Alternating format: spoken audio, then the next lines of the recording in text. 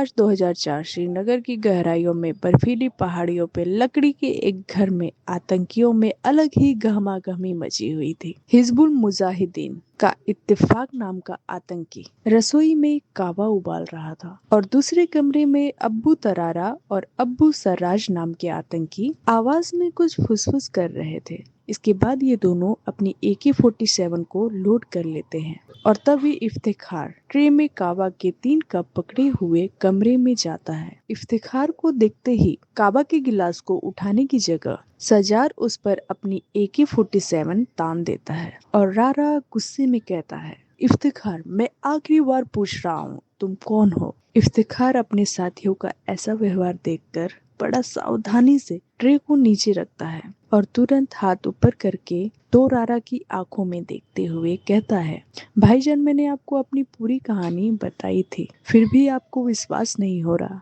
एक काम करो, आप मुझे अभी गोली मार दो। इतना सुन रारा और सब्जर एक दूसरे की तरफ देखने लगते हैं और रारा हाँ में सर हिलाते हैं, जिसके बाद सजार अपनी बंदूक नीचे कर लेता है। इसके बाद दोनों जमीन पर रखी ट्रे से अपना अपना कावा का गिलास उठाते हैं और सामने रखी चारपाई की तरफ आगे बढ़ने लगते हैं। जैसे ही इन दोनों की कमर इफ्तिखार की तरफ होती है, वो तुरंत अपना बड़ा सा सॉल साइड करके अपनी कमर से पिस्तौल निकाल के लोड करता है। पिस्तौल लोड होने की आवाज सुनते ही रारा और सजार गर्दन घुमाते हैं। इतने में ही इफ्तिखार एक एक करके तो गोली इनकी छाती से आर पार कर देता है। एक ही पल में दोनों आतंकी आटे की बोरी की तरह जमीन पे धड़ाम से गिर जाते हैं। दोस्तों, ये इन आतंकवादियों के बीच कोई आपसी मनमुटाव नहीं था, बल्कि ये इफ्तिखार हमारे वन पैरा AFAS के जवान कमांडो मोहित शर्मा थे, जो इन दोनों खूंखार आतंकियों को पिछले 2 महीने से मारने की ताक में थे।